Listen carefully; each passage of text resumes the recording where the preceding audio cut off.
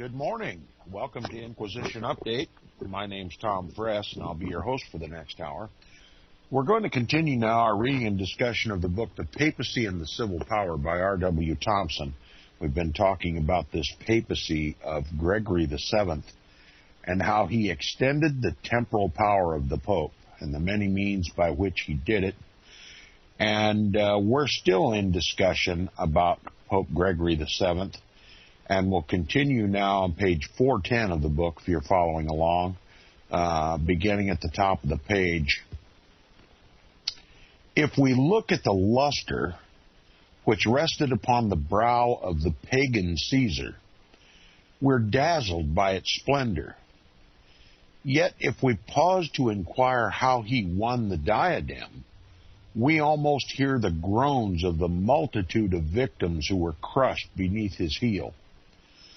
So if we search accurately the history of this papal Caesar, speaking of Gregory VII, we shall find him reaching his lofty eminence by trampling the most holy and sacred things under his feet, by giving way to the promptings of an unholy and unjust ambition, and by setting such an example as led to the corruption of subsequent popes and the demoralization of nearly the entire Roman Catholic clergy.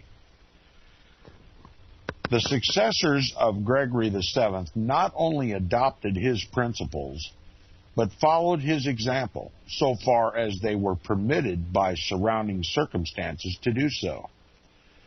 Urban II, who reigned from 1088 to 1099, incited a crusade against the infidels in Palestine by holding out, quote-unquote, the spoils of victory as an inducement. In other words, he ordered a holy Roman crusade against the infidels in Palestine and simply said, whatever you take in the process of these crusades, you can share. And so the looting was incredible, and the atrocities. As a matter of fact, this Pope gave them plenary indulgence that whatever sins they committed in the result of these crusades would be forgiven them, and so they ravaged the women and the children. It was diabolical, and also needs to be pointed out, the thing that most Christians don't understand today. The most coveted object in the world by the papacy, the most coveted object of the papacy in this world is Jerusalem. And particularly the very mountain upon which Christ gave his life, Mount Moriah in Jerusalem. Satan has a design to raise his throne above that of God and to sit upon that mount and to be like the Most High. And it is through and by the papacy that he hopes to achieve that false prophecy as found in Isaiah chapter 14, verses 12 through 15.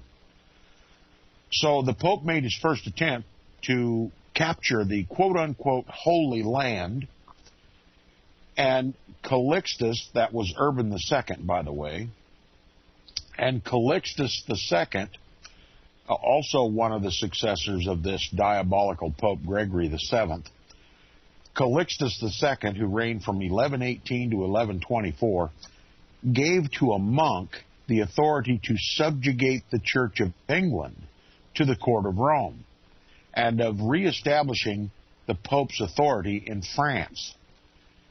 Pope Innocent II, who reigned from 1130 to 1143, hurled his anathemas at the head of Arnold of Brescia because he preached against the effeminate and corrupt lives of the priests and monks.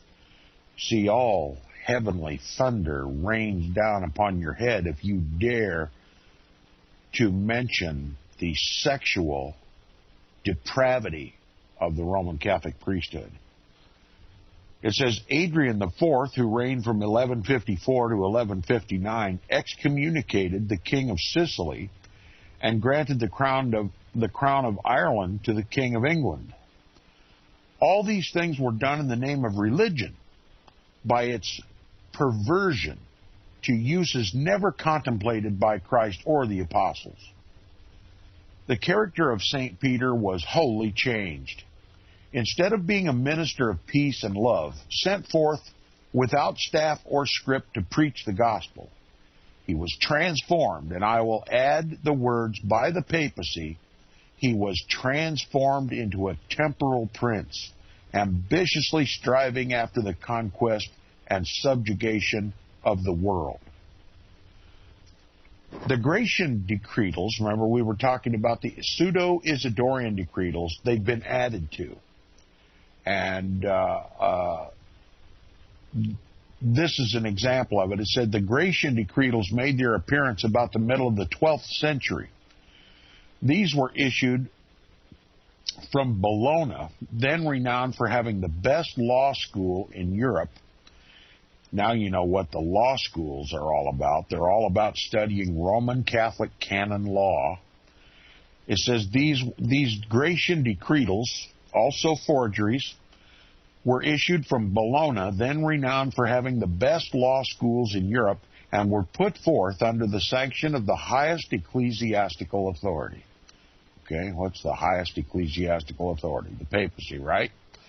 They too, like their predecessors, were full of forgeries, all designed to promote the cause of papal absolutism. Okay, now you know what the law schools are all about. The study of Roman Catholic canon law and the fabrication of more forged and fallacious documents to increase the temporal power of the Pope in the world. That's what the law institutions are all about. Now, Janus, remember Janus was the author of the book entitled The Pope and the Council.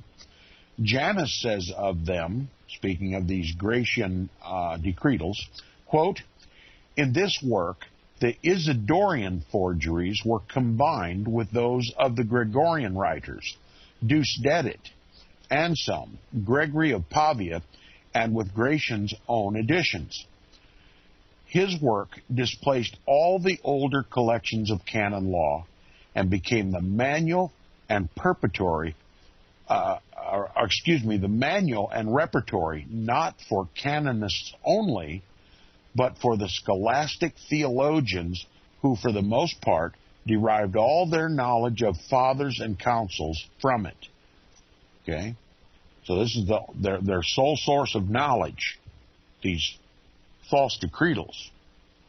And it says, no book has ever come near it in the influence of the Roman Catholic Church, although there is scarcely another so choke full of gross errors, both intentional and unintentional. All these fabrications, the rich harvest of 3 centuries, Gratian inserted in good faith into his collection, but he also added knowingly and deliberately a number of fresh corruptions, all in the spirit and interest of the papal system, unquote. The brief enumeration of a few of the principles which by these new forgeries of Gratian became a part of the canon law of the Roman Catholic Church will serve to illustrate still further the manner in which the papal system has grown. A system of religious persecution was elaborated. Okay, we're talking about the Inquisition. Okay, they justified the Inquisition through the Roman Catholic canon law, which has its derivation in false decretals, fabrications. And it says protection was given by the church to homicides and murders when the acts were done in behalf of the papal cause. So under Roman Catholic canon law, it's no sin for a Roman Catholic to murder and commit homicides if it benefits the papal cause of increasing his temporal power in the world. Okay, those who kill a heretic or kill someone whose death benefits the papacy, it is no longer considered a crime. Okay? It was made not only lawful, but a duty to, quote, constrain men to goodness and therefore to faith and to what was then reckoned matter of faith by all means of physical compulsion, and particularly to torture and execute heretics and confiscate their property, unquote. So you see how the Inquisition operated.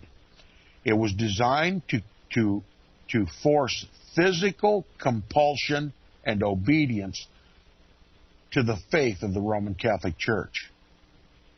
And if they refused, they were treated as heretics, tortured and executed, and their property was confiscated to enrich the Roman Catholic Church.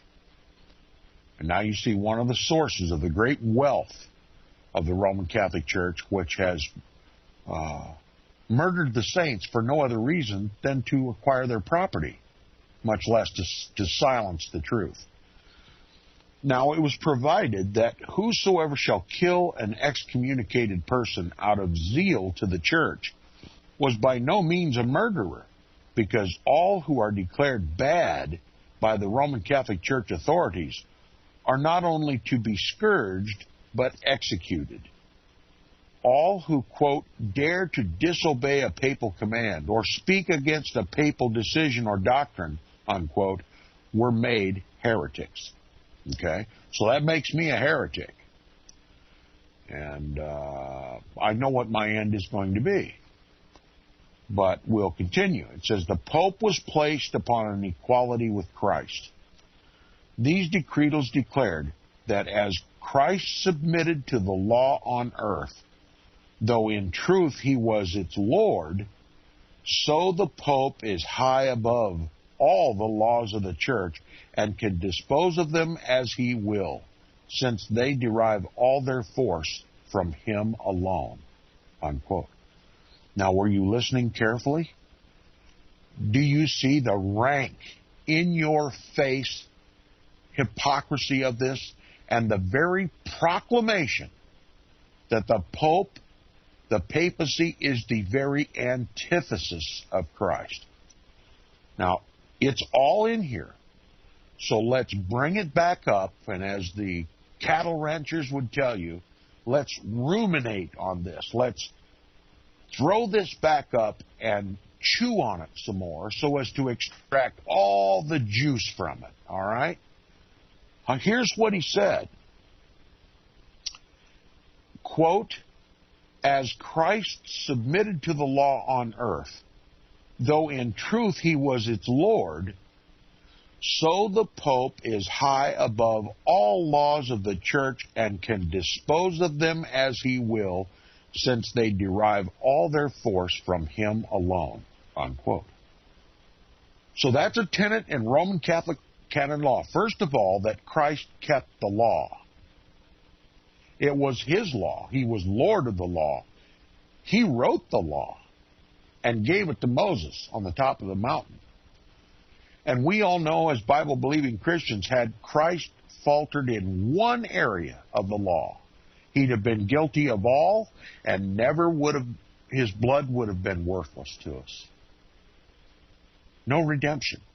He would not have been the spotless lamb required for the sacrifice. And the papacy acknowledges that he kept the law. He was sinless. And his propitiation for our sins is effective. But on the contrary, his nemesis, his antithesis, his antichrist, his counterfeit, the one who deceives the whole world, it says the Pope is high above all laws of the Church and can dispose of them as he will, since they derive all their force from him alone. So the Pope is not like Christ. He is the opposite of Christ. He can obey or not to obey his laws or any other laws as he sees fit. And all of his laws derive all their power and authority from the Pope alone. They are not God's law. You see, in this one quote, we have Antichrist. the open proclamation that the papacy is the very Antichrist prophesied to come in the Scripture. And this is what I find so difficult, in spite of the in-your-face proclamation by these popes, that they fulfill the prophecy of Antichrist in the Bible, and that we need not look any further than the papacy for Antichrist.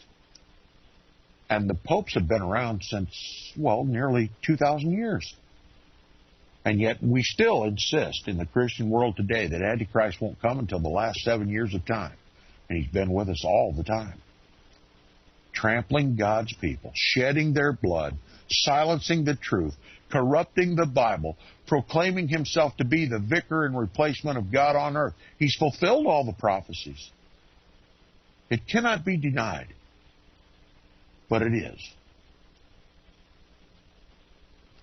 Now, the book continues, if the reader has kept in mind the principles embodied in the false Isidorian decretals, as well as those of the Gregorian Code, and will add to them these equally flagrant forgeries of Gratian, he will be able to comprehend what was meant by the canon law of the Roman Catholic Church about the middle of the 12th century, and what is still meant by it today.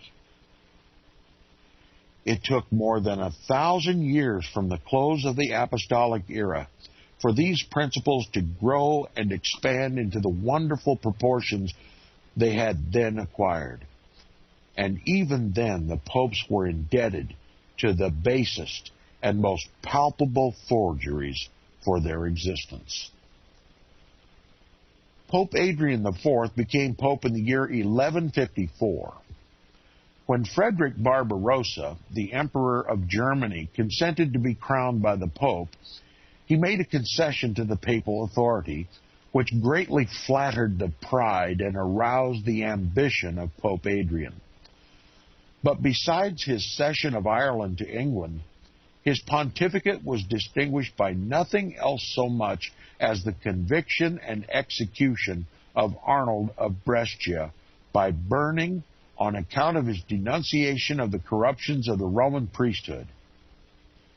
The forged decretals were just beginning to bear fresh fruits, most palatable to the papal taste, because it was considered necessary to further and successful growth of the papacy that every voice like that of Arnold's, which cried out for reform, should be hushed, and that every arm raised against papal usurpation should be stricken down. Alexander III was his immediate successor, equally ambitious and far more bold and daring. At the time of his election, an antipope was also elected, who took the name of Victor IV, the pontificate having become the object of most disgraceful struggles between rival aspirants. Frederick Barbarossa was at that time prosecuting a war in Lombardy, and Alexander III commanded him not to press his conquests any further, lest he desire to incur the censures of the church. Frederick paid no attention to these threats, but summoned both Alexander and Victor to appear before a council at Pavia, where it was proposed to decide which of them was the rightful claimant to the papal tiara.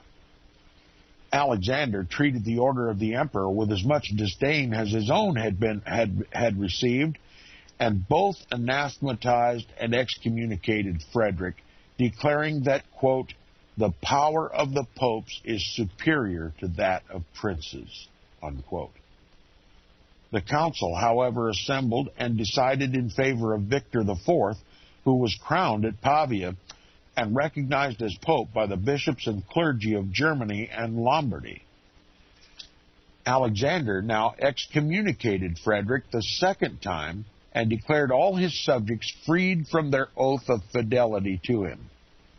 This, like his former excommunication, was without effect upon the emperor, but it surrounded Alexander with embarrassments which would have crushed a less courageous man.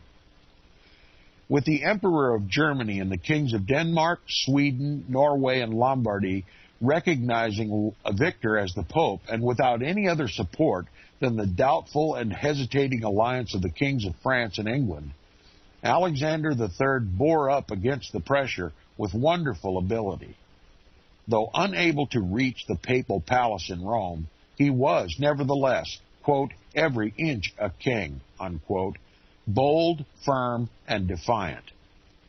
Such persistent courage rarely fails in the accomplishment of its object, whether good or bad.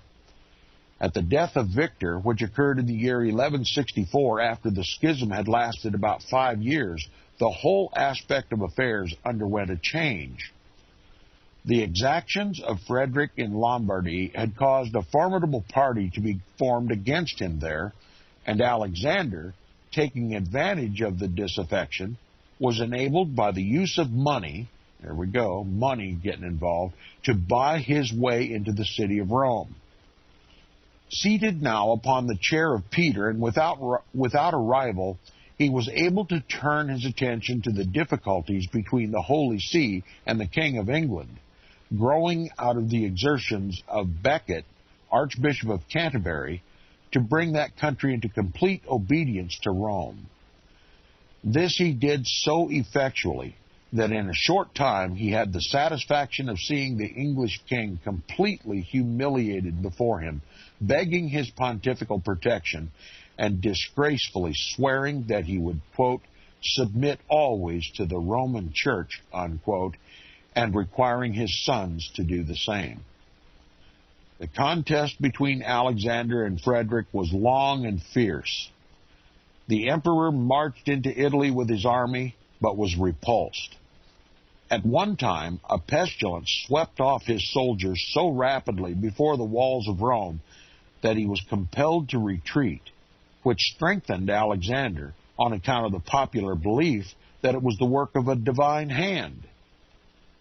At last, Frederick was driven to the necessity of submitting to terms of peace with the Pope, and when these had been agreed upon, he went to Venice to meet Alexander, from whom he humiliatingly begged absolution and forgiveness.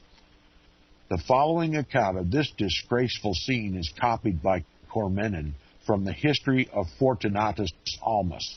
It says this, quote, when the emperor arrived in the presence of the Pope, he laid aside his imperial mantle and knelt on both knees with his breast on the earth. Alexander advanced and placed his foot on his neck, while the cardinals thundered forth in loud tones, quote, thou shalt tread upon the cockatrice and crush the lion and the dragon, unquote. Frederick exclaimed, Pontiff, this prediction was made of St. Peter and not of thee. And the Pope replied, thou liest. It is written of the apostles and of me. And bearing all the weight of his body on the neck of the prince, he compelled him to silence. He then permitted him to rise and gave him his blessing, after which the whole assembly thundered forth the Te Deum, unquote. The Pope finally got to put his heel on the neck of one of his princes and established a precedent that continues even to this day. And if you can't see it in the world today, we simply need to clean our glasses and look at current events in the aspect of history. Then we'll understand. All right, we'll continue now. We've been talking about the humiliation of the German prince Frederick Barbarossa, the utterly humiliating example of this pope who put his boot heel on the neck of this prince and usurped over his head supreme and unquestioned authority. Now you have to ask yourself, is this just an example of an era gone by? Did this die out with the civilized world? Did this die out with the modern era? Or does this still go on today? That's a very good question, a question that most people don't ask. And I maintain, after years of research into this subject, that one cannot understand politics in the world today, and particularly in the United States of America, unless one views those political happenings through the glasses of history. This example of Frederick Barbarossa continues today.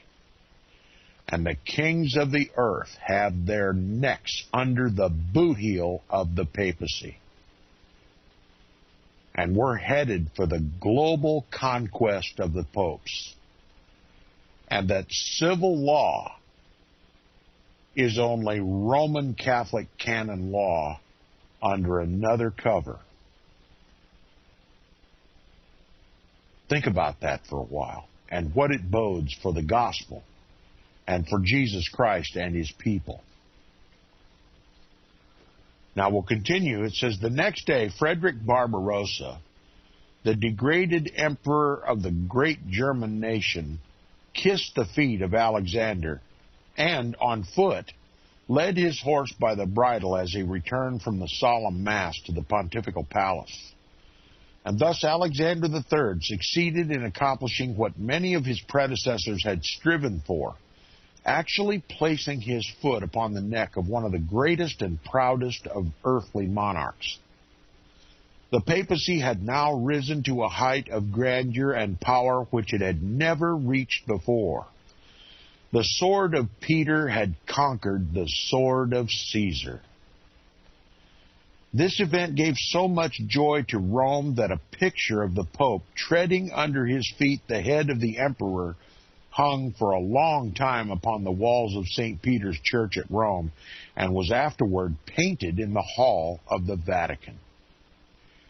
Alexander, now seated upon a throne higher than that of princes, found that while he had been so vigorously engaged in the prosecution of his ambitious projects, the internal affairs of the church had become greatly deranged in consequence of the prevailing corruption among the clergy. The necessity for reform had also given rise to numerous heresies, as everything was called that did not favor the court of Rome. He accordingly convened a general council at Rome in 1179 for the purpose, more particularly, of suppressing the Waldenses and the Albigenses. Now, if you were here and listening when we read the book, The History of the Waldenses, by James A. Wiley, we understood that these were Bible-believing Christians who had fled Rome and had founded themselves in the valleys of the impenetrable Alps.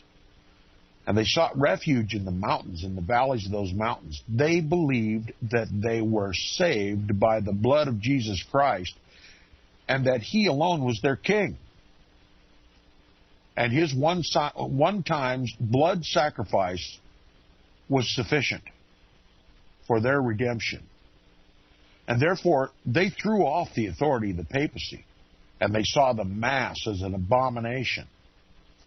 And they saw the depravity, the sexual and moral depravity of the Roman Catholic priesthood as abhorrent to the gospel. So they made their lives in the valleys, taking care of themselves, industrious people, farming those rich, fertile valleys, and as they could, they'd make copies of the Scriptures with their own hands and carry them into the cities to evangelize those who were stuck under the boot heel of the Pope, to liberate them.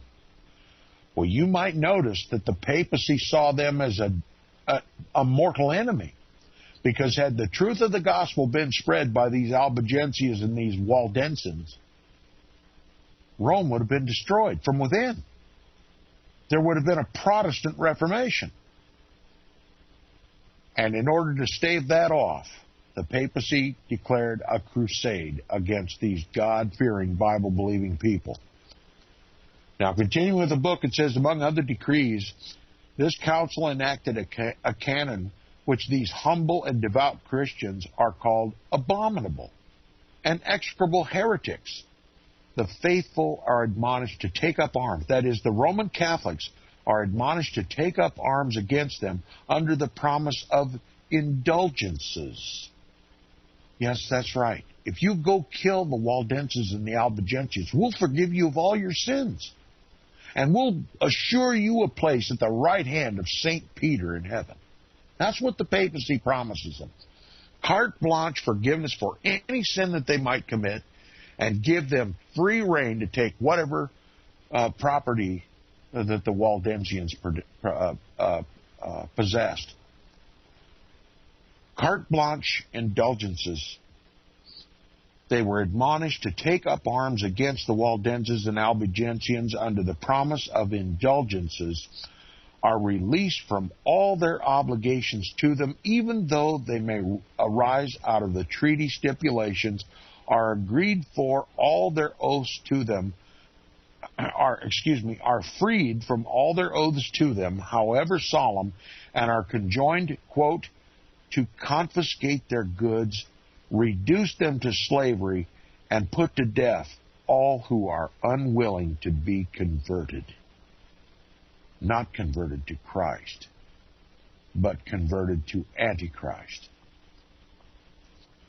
Now, thus we find the false decretals bearing still other fruit, the legitimate offspring and the execrable principle introduced by Gratian, which justifies a resort to force in order to compel the recognition of the Roman Catholic faith.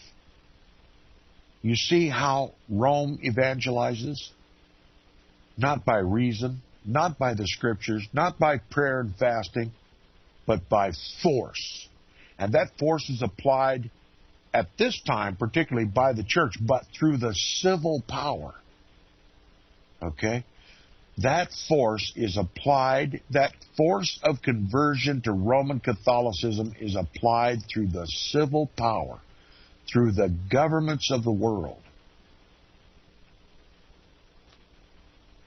Now, this is a principle still maintained in our own day, as we see in the syllabus of Pope Pius IX. He commanded all governments in the encyclical and syllabus of error of 1864 by Pope Pius IX.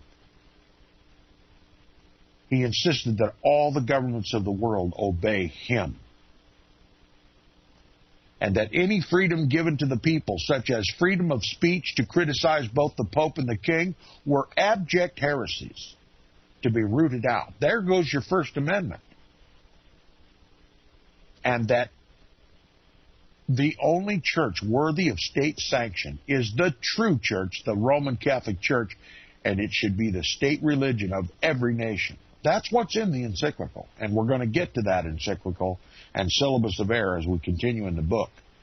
But Pope Pius IX was only carrying on the age-old tradition, aim, and goal of the papacy to make the world subservient to one single man, the biblical and historical Antichrist, the Pope of Rome. Now, Alexander, in obedience to the council, preached a crusade against the Vaudois and sent thousands of ignorant and rapacious fanatics among them to strip them of their property, to persecute and exterminate them. And by the way, the word Vaudois is simply in reference to these Albigensian and Waldensian Christians who lived in the valleys. They were called the valley people, and that is what Vaudois means, those who dwell in the valleys, Vaudois. Okay, so they led this crusade in the valleys, and if you were here to listen as James A. Wiley described how these people were hunted down like dogs, thrown off of the precipices in the Alps, one simply must wonder what kind of a diabolical mind could produce such carnage. And the betrayal of attempt after attempt of the Waldenses to make peace with these crusaders, and how they were betrayed and killed and their goods confiscated to enrich the Roman Catholic Church. It was just diabolical. Now, R.W. Thompson continues, he says, all readers of history are familiar with the terrible scenes which ensued. Under a legate of the Pope, their peaceful valleys were invaded. Scaffolds were erected. The instruments of torture rent anew the victims of superstition. Then reappeared all the frightful apparatus which the ministers of tyranny could carry with them. Thousands of heretics, old men, women, and children, were hung, quartered, broken upon the wheel, and burned alive, and their property confiscated for the benefit of the king and of the Holy See. The 13th century opened with Innocent III and closed with Boniface VIII in the pontifical chair, each of them ready to put into practice all the principles of the false decretals, especially those which attributed to the augmentation of the papal power. The 16 popes who intervened between them so conducted the affairs of the Church as to cause the historian Matthew Paris, a monk of St. Albans, to declare that he had rather die than assist in the prevailing iniquities. According to him, they practiced an, quote, odious tyranny, unquote, and their harpies snatched, quote, even the last rags which cover the faithful to maintain the luxury of the court of Rome, unquote, and so universal was the corruption that he explained, quote, religion is dead, and the holy city has become an infamous prostitute. Notice the term he uses. Has become an infamous prostitute whose shamelessness surpasses that of Sodom and Gomorrah, unquote. That's from a Roman Catholic monk describing his own church. A prostitute. Shamelessness surpassing that of even Sodom and Gomorrah. Therefore, it was but the natural result of the condition of affairs at the beginning and the end of this century that both Innocent and Boniface should each endeavor to rival the most ambitious of their predecessors in extending and consolidating the power of the papacy. Innocent III, after repossessing himself of some Italian possessions which his predecessors had lost, turned his attention elsewhere so as to widen the fields of his conquests. He made an effort at negotiation with the Greek Christians that they might bring them again under the papal dominion. But failing in this, he incited the Bulgarians to revolt against the Eastern Emperor, caused a part of Servia to be detached from his empire, and made one of his own tools governor of that province. He quarreled with Philip, king of France, excommunicated him, and placed his kingdom under interdict, so that all the churches were closed for 8 months, and the dead were left unburied. He pursued the grandson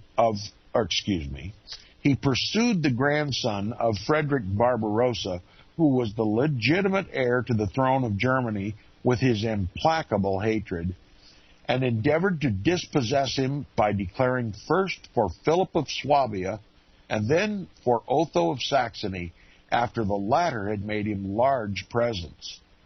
He wrote to Otho, quote, by the authority which God has given us in the person of St. Peter, we declare you king, and we order the people to render you in this capacity homage and obedience. We, however, shall expect you to subscribe to all our desires as a return for the imperial crown, unquote. You see the deals it's made between the papacy and the kings of the earth? We're going to crown you. And you can say that you were crowned by the Apostle Peter himself, because we're his successors. But for that great dignity to be bestowed upon you, to be crowned by the Apostle Peter, you have to render to us submission. Unquestioning submission. Is this the deal that Christ made with his people? No. No. This is Antichrist. Now it says, but after this pontifical gift of the German crown to Otho, he was defeated by Philip when the Pope, with the adroit cunning of a politician, recognized Philip as emperor. Did you know that St. Peter is an Indian giver? That his word is not worth the paper it's written on? That's right. They reduced the Apostle Peter into a traitor, a simoniac, an adulterer, a pedophile, debauchee. What have they done to the name of the apostle from Jerusalem? What have they done with the name of the Savior of all the earth? Philip, however, was assassinated soon after, and thus being out of the way, the Pope turned again to Otho and consecrated him as emperor as St. Peter in Rome, taking care to require of him an oath that he would defend the Roman Catholic Church and its patrimony. Otho failed in this to the extent demanded by the Pope, was excommunicated, and all his subjects were released from their allegiance to him. Innocent was satisfied with nothing less than complete and entire submission to his will. And true to the teachings of the false decretals, he inaugurated measures of force and oppression to compel obedience to the doctrines of the Roman Catholic Church. He issued a bull to his legate, Dominic, commanding him to put all the inhabitants of the city of Breziers in France to the sword. And in obedience to it, 60,000 Vaudois were burned beneath its ashes, none being saved but young girls and boys who were abandoned to the brutality of the soldiers. Imagine what that brutality was. Young boys and young girls. He resolved to crush out the rising spirit of popular liberty wherever it made its appearance, and for this purpose canceled the concessions which the English barons had obtained from King John in the Great Charter of Liberties, and ordered that they be discarded under the penalty of excommunication.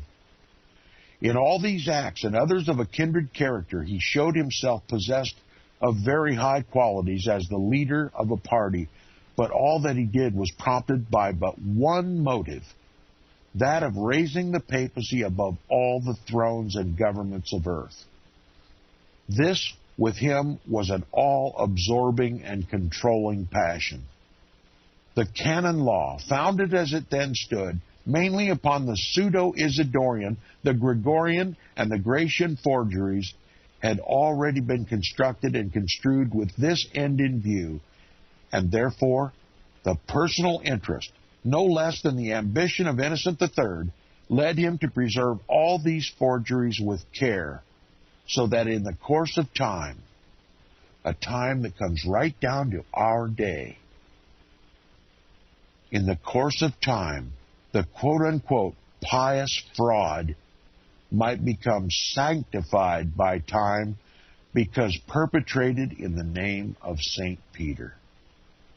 The result he hoped and sought for has been accomplished, says R.W. Thompson. Even back in 1876, at the time of the writing of this book, R.W. Thompson said they accomplished their goal. They had subjected all the kings of the earth to their submission.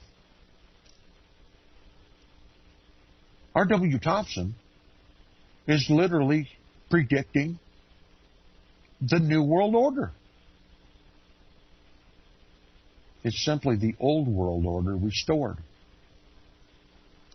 Now, when Boniface VIII became Pope in the year 1294, one of the most diabolical popes of all time, when Boniface VIII became Pope in the year 1294, the affairs of the Church were in a very unsettled and disturbed condition. There were then, as there have been always, good and pious Christians among both the clergy and the laymen, with whom it was impossible to look unconcernedly upon the prevailing corruptions at Rome. Notwithstanding the Inquisition had been established by Pope Innocent III for the purpose of suppressing all inquiry into these corruptions, there were some of this class who had the courage to defy it and to cry out against the immoralities and the vices of the popes and those who basked in the sunshine of their favor. Not being numerous or powerful enough, however, to continue an effective body of reformers or constitute an effective body of reformers, their very weakness invited the continuance by Boniface VIII of the means inaugurated by Innocent III in order to stifle their investigations and put an end to their complaints. What did he institute? What did he do? The Inquisition. Burned them alive. He says the resort to force to do this, having now become a fixed principle of the canon law. That's right, the Inquisition, the burning of heretics. Anybody would question the morality or the judgments or the decisions of the Roman Catholic Pope and his priests and question the principles of the canon law that props them up in their phony positions and power are to be treated with force, to acquiesce.